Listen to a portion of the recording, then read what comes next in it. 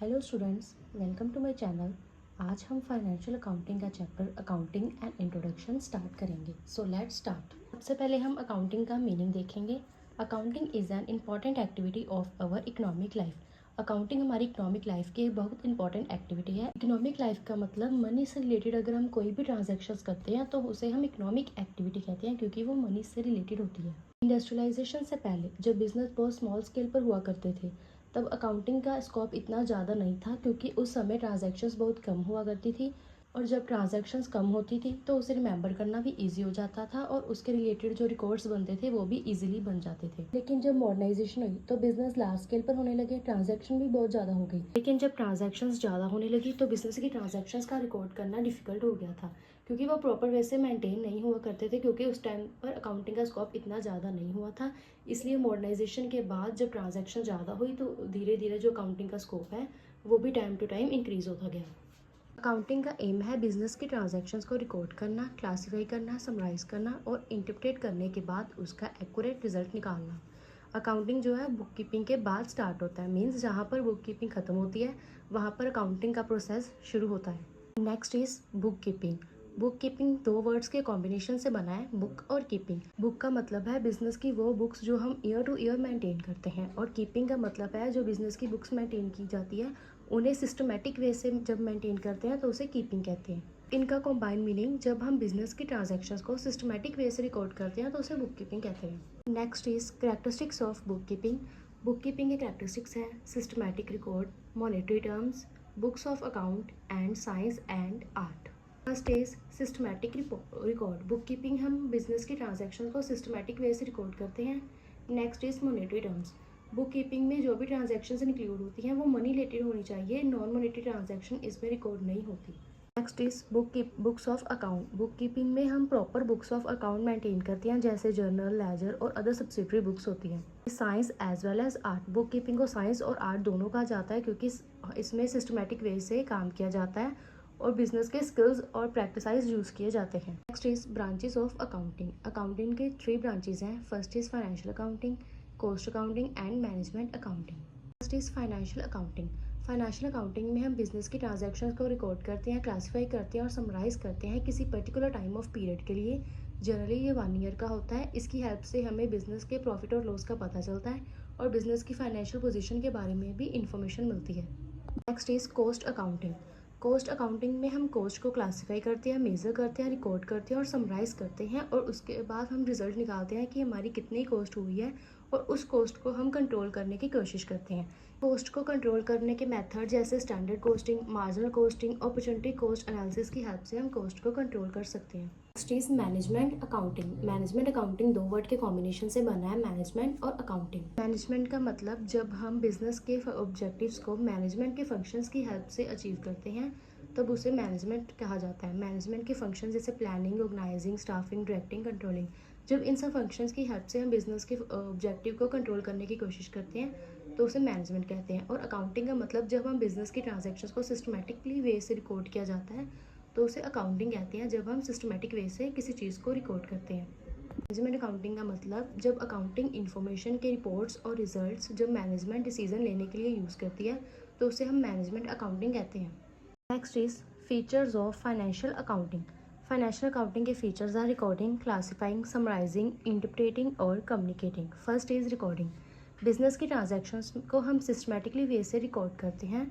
इसमें हम day to day transactions को भी रिकॉर्ड करते हैं, लेकिन इसमें सिर्फ मनी रिलेटेड ट्रांजैक्शंस ही रिकॉर्ड होती हैं।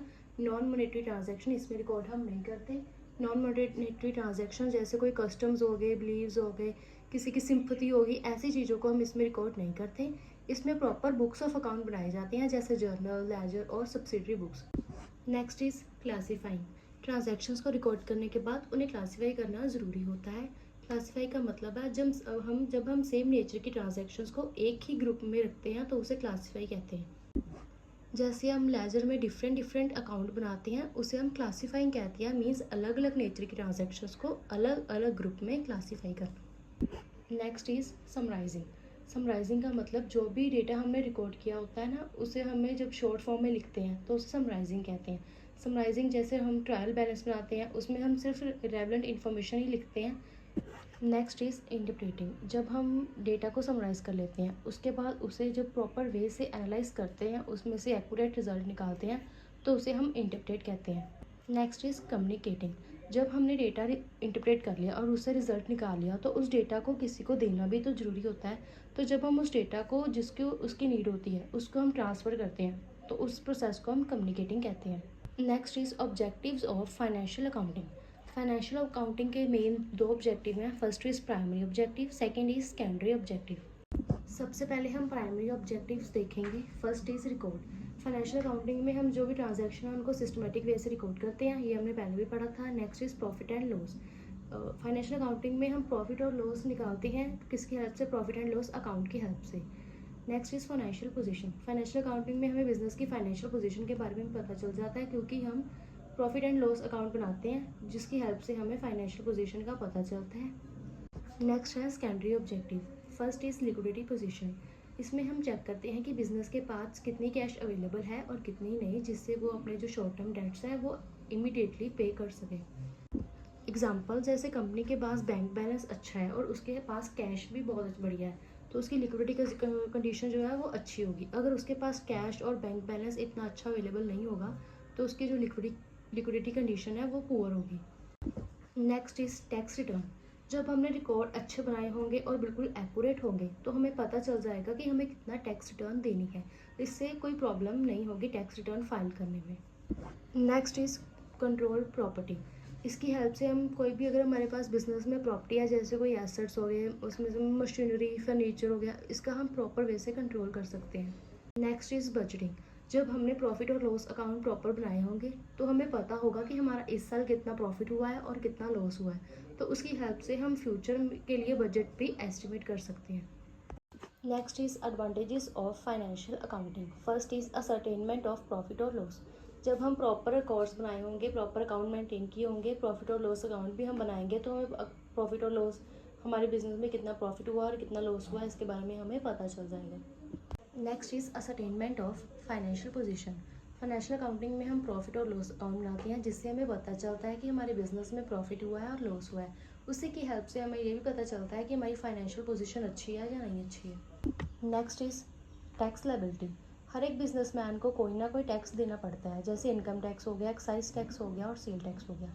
फाइनेंशियल अकाउंटिंग की हेल्प से हमें ये पता चल जाता है कि किसको कितना टैक्स देना है। Next is limited human memory. हमें पता है कि ह्यूमन की मेमोरी लिमिटेड है, वो इतना कुछ रिमेंबर नहीं कर सकता, इसलिए हमें प्रॉपर रिकॉर्ड्स जो है मेंटेन करने पड़ते हैं। Next is evidence in the court. कई बार बिजनेसमैन की किसी भी के साथ भी कोई डिस्प्यूट हो सकती है, जैसे कस्टमर के साथ, सप्लायर के साथ और कोई भी अदर गवर्नमेंट एजेंसी के साथ अगर कोई डिस्प्यूट होती है, तो जब हमने प्रॉपर रिकॉर्ड्स बनाए होंगे, तो उस रिकॉर्ड को हम एज अ एविडेंस यूज़ कर सकते हैं कोर्ट में। Next is raising funds. अगर बिज़नेस की फाइनेंशियल पोजीशन अच्छी होगी और उसकी लिक्विडिटी पोजीशन भी अच्छी होगी, तो हमें जो बिजनेसमैन है वो लोन ईजिली अरेंज कर सकता है। Next is decision making. Financial accounting की हेल्प से बिजनेसमैन कई डिसीजन लेता है, जैसे कौन सी मशीनरी परचेज करनी है, कौन सी मशीनरी रीप्लेस करनी है, कौन से मार्केट में प्रोडक्ट इनोवेट करने हैं, कौन से नहीं करने, कितना रॉ मटेरियल चाहिए, कितना रॉ मटेरियल नहीं चाहिए, ये सब फाइनेंशियल अकाउंटिंग की हेल्प से पता चलता है। Next is helpful in comparative study. जब हमने प्रॉपर अकाउंट्स मेंटेन किए होंगे, तो अगर कोई भी बिजनेस अपनी जो प्रेजेंट परफॉर्मेंस को पास्ट परफॉर्मेंस के साथ कंपेयर करना चाहता है, तो वो कर सकता है। अगर वो अपने कॉम्पिटिटर के साथ भी अपनी परफॉर्मेंस को कंपेयर करना चाहता है, तो जब proper books of account maintain किए होंगे, तो वो ईजिली कंपेयर कर सकता है। Next is limitations of financial accounting. First is historical data. Financial accounting में हम सिर्फ हिस्टोरिकल डेटा को ही नोट करते हैं। ये हमें ये तो बताता है कि पिछले साल में कितना प्रॉफिट हुआ, कितना लॉस हुआ, इस सब के बारे में हमें पता चलता है। लेकिन इन फ्यूचर क्या होने वाला है, इसके बारे में हमें नहीं पता चलता, क्योंकि मार्केट में क्या ट्रेंड चल रहा है, लोग क्या पसंद कर रहे हैं, इसके बारे में फाइनेंशियल अकाउंटिंग में हमें नहीं पता चलता। Next is incomplete information. Financial accounting की इन्फॉर्मेशन इनकम्प्लीट क्यों होती है? क्योंकि इसमें सिर्फ मनी रिलेटेड ट्रांजैक्शन ही रिकॉर्ड होती हैं, नॉन मॉनेटरी ट्रांजैक्शन इसमें रिकॉर्ड नहीं होती, जैसे किसी भी एम्प्लॉय की एफिशिएंसी हो गई, उसके कस्टम्स हो गए, ऐसी चीज़ें इसमें रिकॉर्ड नहीं होती, इसलिए ये इनकम्प्लीट इन्फॉर्मेशन होती है। Next is personal judgement. Financial accounting में जो बिजनेसमैन होता है, वो अपनी पर्सनल जजमेंट के बेस पर भी कई बार डिसीजन ले लेता है। कई बार वो डिसीजन सही होते हैं और कई बार नहीं सही होते हैं, इसलिए ये एक प्रॉब्लम क्रिएट करते हैं। Next is accounting principle.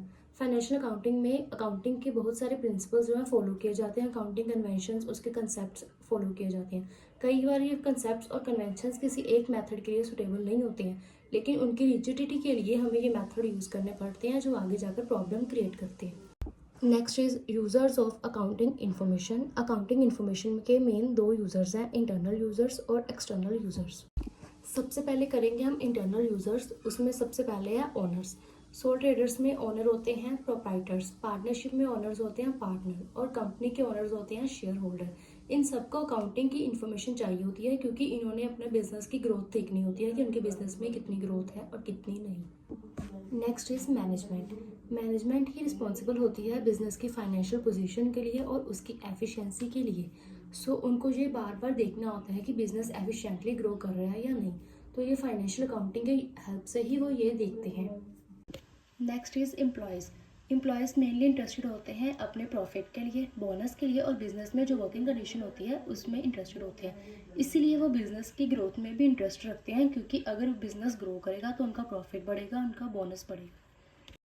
Next हम करेंगे एक्सटर्नल यूज़र्स। फर्स्ट है सप्लायर। हर बिजनेसमैन को कई बार क्रेडिट पर रॉ मटेरियल, मशीनरी ऐसी चीज़ें परचेज करनी पड़ती हैं।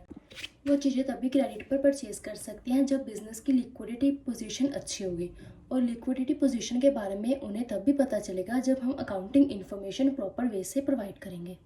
नेक्स्ट है गवर्नमेंट। गवर्नमेंट बिजनेस की फाइनेंशियल पोजीशन में इसलिए इंटरेस्टेड होती है क्योंकि उसने चेक करना होता है ये रेगुलर लॉज के अकॉर्डिंग अपने टैक्स पे कर रहे हैं या नहीं। नेक्स्ट है कंज्यूमर। कंज्यूमर इसलिए फाइनेंशियल पोजीशन में इंटरेस्टेड होते हैं अगर बिजनेस फाइनेंशियली ग्रो होगा तो जो प्रोडक्ट है वो भी मार्केट में अच्छे वे से मिलेंगे और ईजिली रीजनेबल प्राइस पर भी मिलेंगे। Next is investors. Investors business के ग्रोथ पर इसलिए इंटरेस्टेड होते हैं क्योंकि उन्होंने आगे फ्यूचर में डिसाइड करना होता है कि वो बिजनेस में इन्वेस्ट करें या नहीं, कहीं उनका पैसा डूब तो नहीं जाएगा, इसलिए वो बिजनेस की फाइनेंशियल पोजीशन में बहुत ज़्यादा इंटरेस्ट रखते हैं। Next is foreign agencies.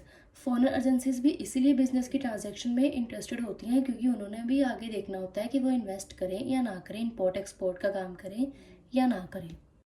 Next है quantitative characteristics of accounting information. इसके 4 पॉइंट्स हैं। फर्स्ट है रिलायबिलिटी, सेकंड है रेलेवेंस, थर्ड है अंडरस्टैंडिंग एंड फोर्थ है कंपैरेटिबिलिटी। फर्स्ट है रिलायबिलिटी।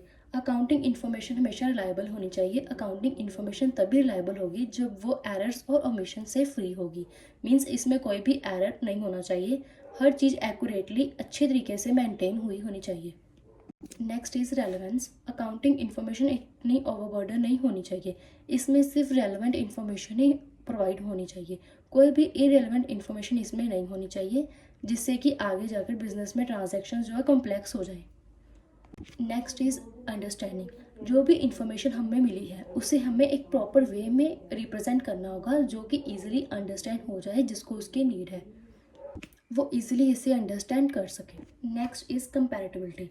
कंपैरेटिबिलिटी में मतलब जब यूज़र जो है अकाउंटिंग इन्फॉर्मेशन को एक एंटरप्राइज की इन्फॉर्मेशन को दूसरी एंटरप्राइज की इन्फॉर्मेशन के साथ इजीली कंपेयर कर सके, ऐसे बिजनेस में कंपैरेटिबिलिटी होनी चाहिए।